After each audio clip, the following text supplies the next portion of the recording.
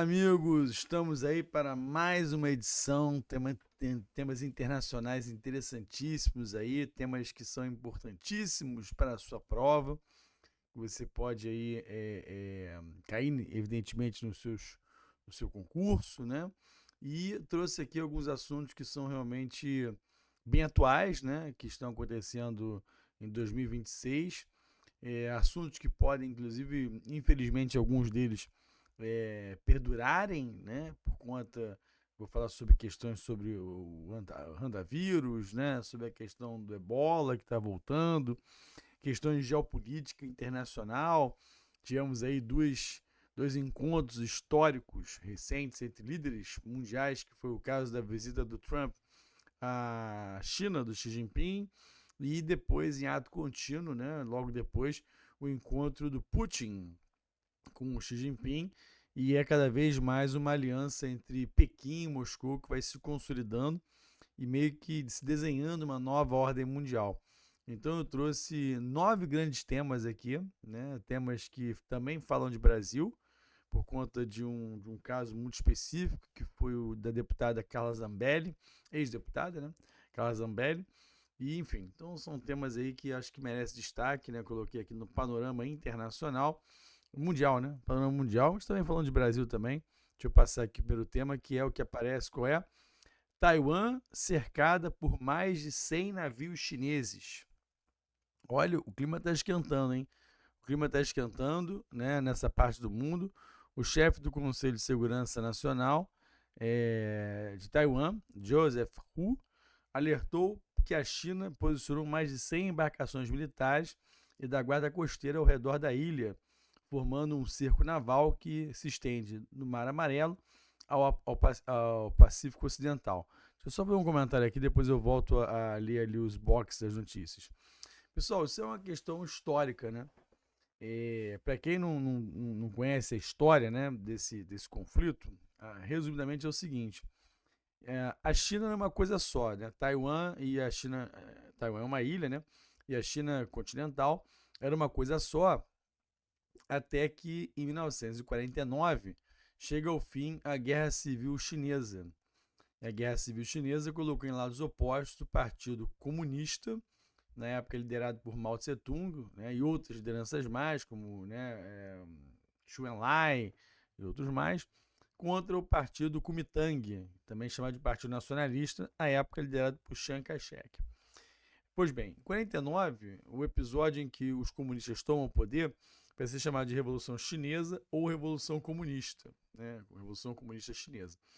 E o partido que estava no poder, o Kuomintang, ele vai para a ilha vizinha, ele vai para Formosa, né, que a gente chama hoje de Taiwan, capital Taipei. E ali se estabelecem duas Chinas. A China insular, né, essa China que é uma ilha, e a China continental, que são coisas hoje separadas. O detalhe que chama a atenção desse conflito é que Taiwan, historicamente, tem o apoio norte-americano. Taiwan recebe, inclusive, armamentos norte-americanos, e há um acordo entre Estados Unidos e Taiwan que é o seguinte: você não declara formalmente a independência em relação à China e a gente mantém essa retaguarda, né, esse apoio a vocês. Só que as coisas estão mudando, né? É uma frase que eu venho repetindo a exaustão.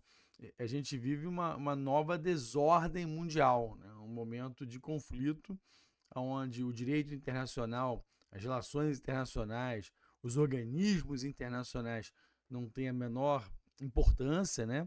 Não tem a menor autoridade, né? O caso da ONU propriamente dita.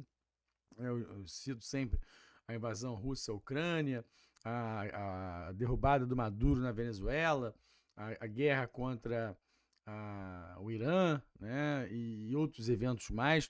Então o mundo está conflagrado, muitos inclusive se preocupam, né, com o cenário internacional sobre uma suposta terceira guerra mundial, né, um conflito que poderia chegar numa coisa nessa proporção. E eu tenho uma frase pronta. Eu sempre digo que acho difícil, né, ter uma terceira guerra mundial pela questão do arsenal nuclear mundial. Mas nós nunca tivemos tão próximos de uma terceira guerra mundial. Eu acho que nessas condições assim, acho que vale a pena, né, colocar assim. É um momento muito tenso, né? E eu acredito que a China irá tomar Taiwan. Taiwan é um posto avançado do capitalismo. A China é um país que vem se tornando capitalista, né, plenamente desde a época em que Mao Tse-tung deixa o poder, morre, né, em 76, e começa um processo de abertura liderado por Deng Xiaoping. Isso lá no final dos anos 70, com várias medidas, né, especialmente a criação das zonas econômicas especiais e também o programa das 4 modernizações. A China sempre pensando a longo prazo, né? E aí depois dirigentes seguintes ao Deng Xiaoping deram continuidade a esse processo de modernização e a China hoje colhe esses frutos. Taiwan é uma ilha de prosperidade. Taiwan produz semicondutores dos mais modernos, né? Produz chips, por exemplo, também. Então é um país que tem um avanço tecnológico que é chamativo. Tem uma indústria cinematográfica famosa, a diretora Ang Lee é de lá, né, por exemplo. Ang Lee é do filme O Segredo de Brokeback Mountain, né, famoso filme. Então, assim, é, uma, é, uma, é um país que tem um desenvolvimento não só econômico, mas também industrial e de soft power, né? Ang Lee é homem, tá, gente? Eu falei Ang Lee como se fosse cineasta, é o cineasta homem, tá? Ang Lee, fui dar uma pesquisada aqui porque eu falei Ang Lee assim como se fosse mulher. Fiquei aqui na dúvida. Mas é um filme dos cowboys gays, né? Não se lembra disso? Enfim, então assim, eu acho que é um tema muito importante. Esse filme merecia ganhar um Oscar, diga-se de passagem. Perdeu, não lembro para qual foi o filme na época, era um filme muito ruimzinho. E aí o cerco naval, assim, a frota, inclui navios militares da guarda costeira e embarcações de pesquisa. O deslocamento intensificou-se após a cúpula entre Trump e Xi Jinping em Pequim. Se parece que eles conversaram sobre isso, né? Armas suspensas. Os Estados Unidos congelaram uma venda de 14 bilhões em armas a Taipei, ou Taipei, que é a capital de Taiwan, enquanto Xi Jinping alertou a Trump que Taiwan é o tema mais sensível nas relações entre os dois países. Esse foi o grande tema do encontro dos dois, que eu já vou mencionar daqui a pouco. Reação interna. Milhares de taiwaneses foram às ruas em apoio ao plano de rearmamento. O presidente Lai Ching-te propusera gastos adicionais de 40 bilhões de dólares em defesa, valor cortado pelo parlamento para 25 bi. Então, assim, a grande questão aí é que até quando vai se dar o apoio americano a Taiwan? Né? Essa visita recente do Trump a Pequim, onde o Xi Jinping, né, abriu os palácios, né, fez uma visita muito protocolarmente falando, um nível muito elevado, né? As visitas internacionais não são em todos, não acontece no mesmo protocolo. Há visitas mais caprichadas e outras menos, né? Foi uma visita muito preparada, com ministros todos americanos foram lá. Então, me parece que eu vou falar sobre esse encontro daqui a pouquinho. Eu acho que um dos grandes temas da agenda foi justamente essa questão. Olha, Taiwan é uma questão nossa, doméstica, os chineses estão dizendo, né? E que não se metam, não se metam. E como o Trump hoje já está envolvido em diversas questões, né? Especialmente a questão do Oriente Médio, eu acho que cada vez mais Taiwan está ficando isolada, né? E não vai ter União Europeia, não vai ter Estados Unidos que protejam Taiwan. Eu aposto, se eu pudesse apostar minhas fichas, né, a China vai tomar Taiwan num curto espaço de tempo, beleza? Só um último detalhe para poder passar aqui desse assunto. O presidente da China, ele teoricamente tem um mandato de 5 anos, né? Desde que assumiu o poder, né, Hu Jintao, até o anterior ao Hu Jintao, foi Jiang Zemin, né? Porque teve o Deng Xiaoping, aí a partir do Jiang Zemin, que é o terceiro depois do Mao Tse-tung, a China estabeleceu um mandato de 5 anos. Tanto é que Jiang Zemin ficou 5 anos, 97 a 2003, aí depois, e com direito à reeleição. Aí o seguinte, né, que foi justamente o Hu Jintao, ficou 10 anos, 2013 a 13, e aí desde 13 o presidente da China é o Xi Jinping. E aí com o Xi Jinping não há mais mandatos. Então ele fica o tempo que for necessário, porque a China não tem muito essa questão de democracia, né? Isso não é uma questão, um valor fundamental para aquele país. E diante de uma fragilidade de lideranças internacionais. Você não tem um grande estadista na Europa, né? Você tem o Macron na França, que é fraco, você tem o alemão, que é o Merz, que não é uma grande figura, né? Talvez a última grande estadista da Europa foi uma mulher, foi Angela Merkel. Você tem uma decadência de lideranças nos Estados Unidos desde do Reagan, que talvez tenha sido o último presidente americano que foi por causa da Guerra Fria, que ele acabou a Guerra Fria, mas depois disso só presidentes, né, que tiveram algum tipo de problema. Então eu acho que a China ela faz o papel dela, que é justamente fortalecer uma figura que é, né, que tem poder, né, e que tem influência mundial, né. Então eu acho que é por aí que a China pensa, né, tentando entrar aqui na cabeça dos chineses, beleza? Vamos lá, trocando aqui de assunto. Próximo tema qual é? 18 mortos em ataque ucraniano à escola em cidade ocupada. Isso é um assunto que eu venho falando direto. A Ucrânia está revertendo de alguma forma a guerra. Olha a notícia. O número de vítimas no ataque com drones ucranianos a uma escola de ensino médio em Starobesk, na região de Luhansk, subiu para 18. O ataque ocorreu à noite, atingindo um dormitório de vários andares onde havia jovens entre 14 e 18 anos. A versão russa aqui diz o seguinte: Putin prometeu retaliação, afirmando que não havia alvos militares na área. O ataque ocorreu em 3 ondas com 16 drones direcionados ao mesmo local. Já a versão ucraniana diz que o Estado-Maior negou ter atacado civis. As forças ucranianas afirmaram ter visado o grupo Rubicon, unidade russa especializada em ataques com drones estacionada na região. Contexto: a maioria dos mortos desaparecidos são mulheres jovens. A região de Lugansk, ou Luhansk, está quase inteiramente sob o controle russo desde 2022. Bom, aí, galera, é parte dessa guerra que já está vindo desde 2022, né, já 4 anos de guerra, né, indo para o 5º ano da guerra já.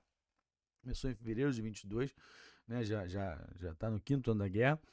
Uma guerra que inicialmente a Ucrânia foi praticamente, né, derrotada, né, a parte leste foi invadida, a região de Slaviansk, Donetsk, né, Luhansk, essa que está citada aí.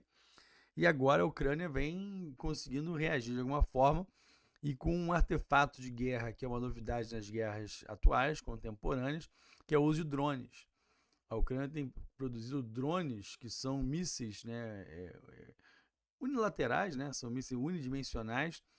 Na prática, o drone é um míssil, né, nesse caso, é uma arma de guerra, e consegue atingir mísseis mais caros, inclusive.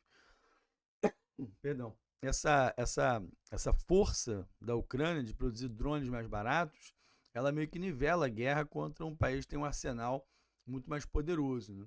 E a gente tem observado isso, né, não só nessa guerra, mas na própria guerra do Irã, onde o Irã ataca os vizinhos, como a Arábia Saudita, Omã, Emirados Árabes e Catar, até mesmo Chipre, né, ilha europeia, no Mediterrâneo, com drones, né? Os drones hoje são novas máquinas de guerra, né? Só que elas são baratas, né? E isso, de certa forma, torna as guerras um pouco mais parecidas, né? Mais próximas. Então, continuando aqui.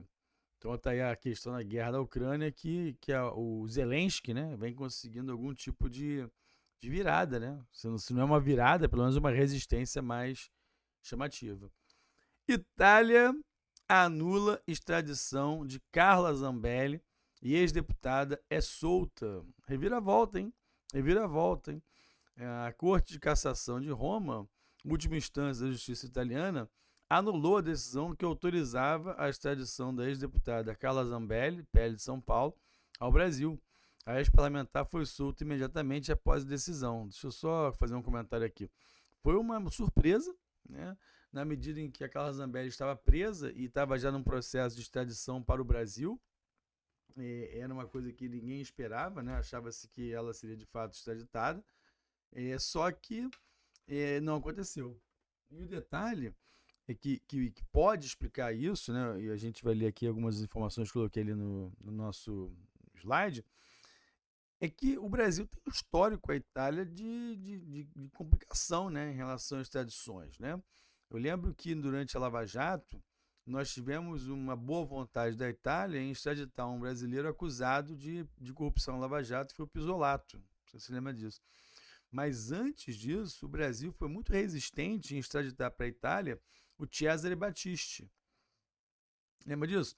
Cesare Battisti era um integrante de grupos de esquerda bem radicais na Itália nos anos 70, que atuou com atentados terroristas e matou, não lembro agora, 2 pessoas, deixou outras 2 com condições gravíssimas, né, de estar, enfim, né, uma ficou paraplégica, outra não lembro o que foi, mas o fato é que o Batista foi condenado na Itália à prisão perpétua. E ele fugiu, né, via França, né, ele era uma figura que tinha entrada no, no, no, digamos assim, na alta roda, né, desses países, da França, por exemplo, frequentava intelectuais, né, escritores e tudo mais, e ele foge para o Brasil e ele fica no Brasil protegido pelo governo Lula. Isso no governo Lula anterior, não é o Lula atual, Lula, né, nos primeiros mandatos, né, no seu primeiro e segundo mandato. E o Brasil não extraditava o homem de jeito nenhum. Então, isso foi uma coisa que chamou muita atenção, né? Foi uma questão que a Itália, né, reclamou muito, foi motivo de notícia, jornais falando sobre o tema. Então, essa decisão agora de não extraditar a Carla Zambelli, ela nos faz lembrar do episódio do Cesare Battisti. Né? Deixa eu mostrar aqui o material. Aqui está aqui a notícia. Ó. As condenações do Brasil. Zambelli foi condenada pelo Supremo, só para lembrar o caso dela, né? Todo mundo deve lembrar. Foi condenada a 10 anos e 8 meses pela invasão ao sistema do CNJ e a 5 anos e 3 meses por perseguição armada. Lembra, nas ruas de São Paulo, ela armada contra, né, um jornalista negro. Né? Ela deixou o Brasil e buscou refúgio na Itália. Ela tem dupla nacionalidade. Né? A decisão italiana, a Suprema Corte entendeu que houve erros na decisão da Corte de Apelação. Zambelli estava detida no presídio feminino de Rebibbia, em Roma, que é um presídio, é um dos poucos presídios que tem em Roma, né? Ela ficou lá desde julho de 25. E agora, os próximos passos, né, prevêem que o ministro da Justiça italiano, Carlo Nordio, ainda tem 45 dias para se manifestar. A decisão não encerra completamente o caso. Zambelli possui cidadania italiana e pode permanecer no país. Né? O caso do Battisti, por exemplo, ele não tinha cidadania brasileira. Né? Então tem esse agravante nessa história toda aí. Mas, de qualquer forma, é um assunto que vem mexendo no noticiário nacional e internacional. Lembrando que a Carla Zambelli faz parte da trincheira, né, bolsonarista. Durante muito tempo, uma deputada bastante ligada, né, ao Bolsonaro.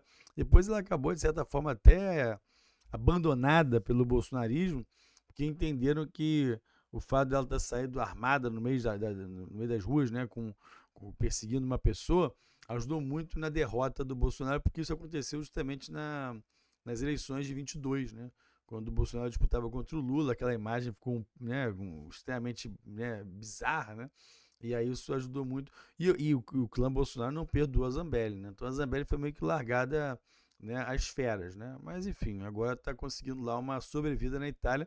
Veremos os próximos capítulos. Beleza? Vamos lá. Trocando aqui.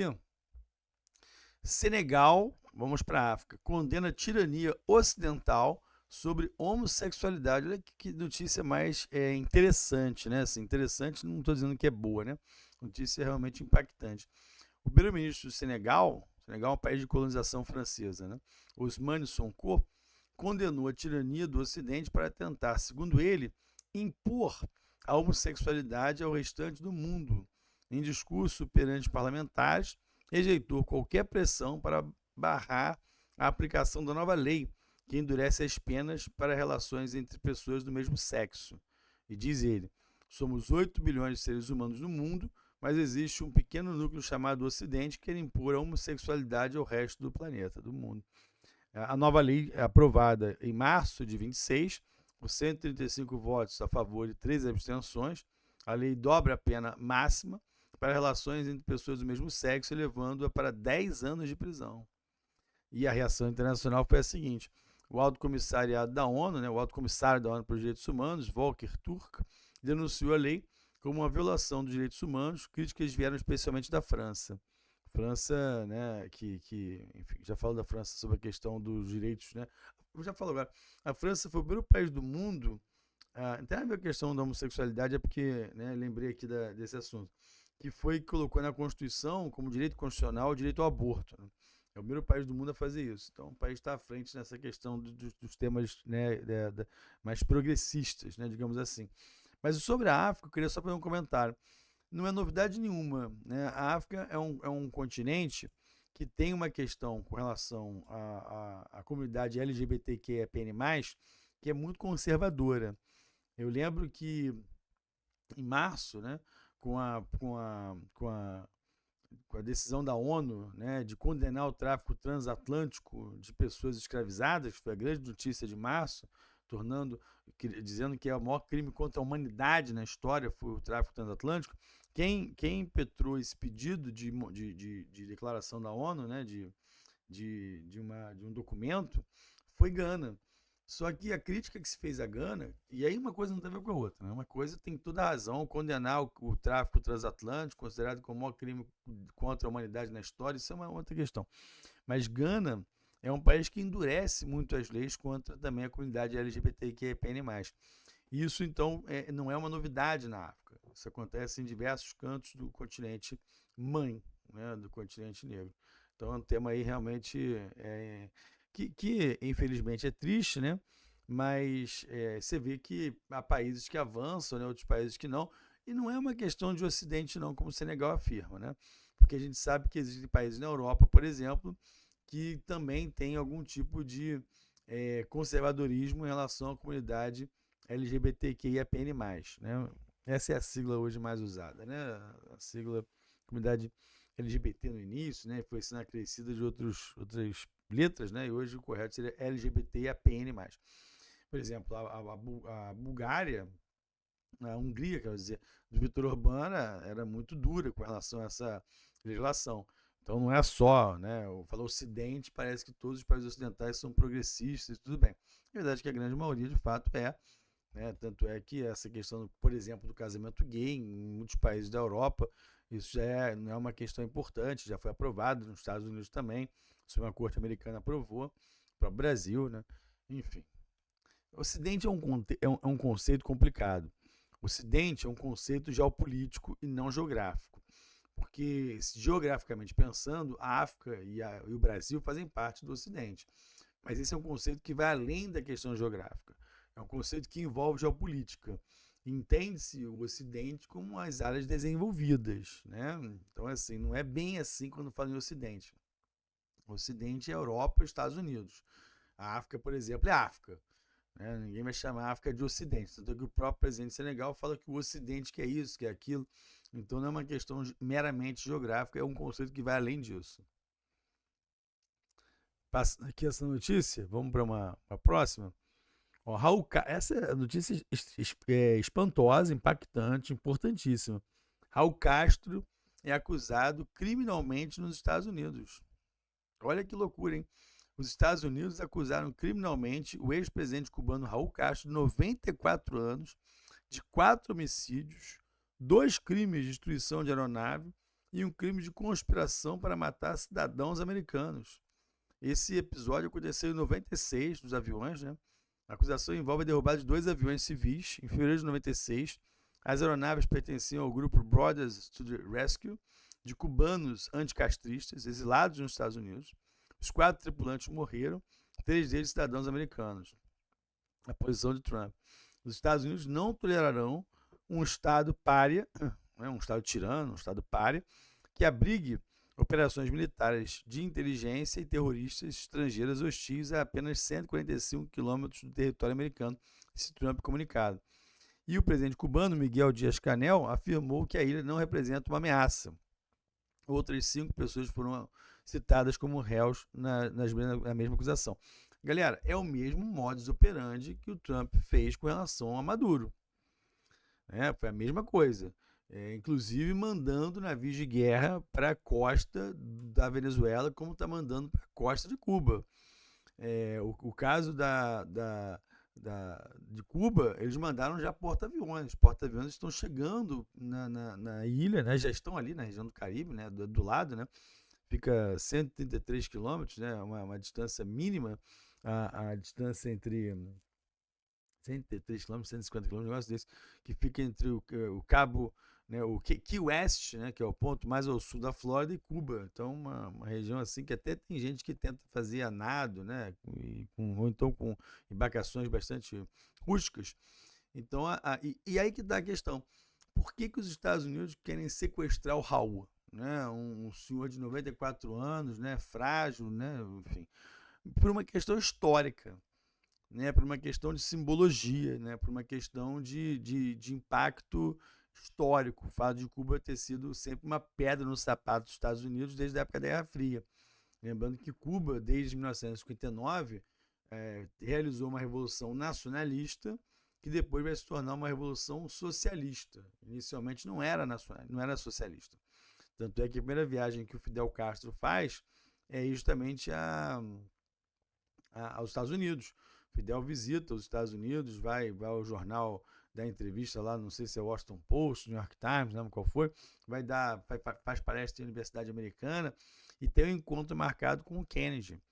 E o Kennedy marca o encontro com o Fidel, né? Então, e aí quando o Fidel volta, né, de alguma forma decepcionado de não ter se encontrado com o presidente americano, quem se aproxima, né, de Cuba é a União Soviética, e quem faz esse meio campo entre os dois é o Che Guevara, Ernesto Guevara, né, que era justamente uma figura importantíssima das lideranças da Revolução Cubana, apesar dele ser argentino.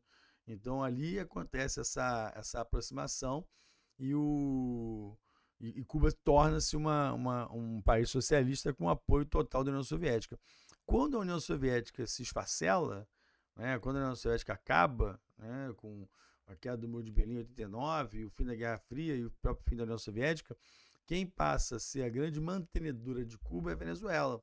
Mas a Venezuela também sofre, né, um colapso, e hoje Cuba é uma ilha que está completamente isolada, empobrecida. Houve recentemente crises gravíssimas de falta de energia, né? E a situação de pobreza, né? A ilha sofre um embargo econômico que já persiste há décadas, e a situação econômica lá é decadente, isso é evidente, apesar do governo cubano ainda resistir, né, historicamente, e ter toda essa questão de um exército que é muito ideologicamente ligado à revolução. Existe uma geração, inclusive, nova que tem orgulho dessa história da revolução, mas que convive de uma forma paradoxal com um cotidiano muito doído, né, muito difícil, muito empobrecido. E a tendência é outra questão que eu acredito, né? Que com a morte do Raul, não acredito que. Se acontecer o sequestro do Raul, como foi feito do Maduro, não vai ter a mesma repercussão, vai ser pior. Né? Porque o Maduro é um cara grande, jovem, né? Até mesmo fisicamente falando, né? A figura frágil do Raul vai, de certa maneira, causar algum tipo de comoção, acredito eu, né? Maior do que, por exemplo, no caso do Maduro. Mas independente do destino do Raul Castro, a tendência de Cuba é sucumbir ao imperialismo norte-americano, à força dos Estados Unidos, e acho eu que o Trump tem total interesse em marcar o seu mandato com episódios históricos, né, como já foi o caso lá da Venezuela, e também o caso de Cuba, que tem um secretário cubano, Marco Rubio, que tem, né, que tem uma bronca do Castro, apesar da família dele ter fugido de Cuba antes do Fidel Castro, na época da ditadura do Fulgêncio Batista. Entendeu? Bom, vou dar um pequeno intervalo aqui no nosso jornal, certo? E eu já volto falando sobre mais notícias também importantes aí que podem cair no seu concurso. Valeu? Fortíssimo abraço.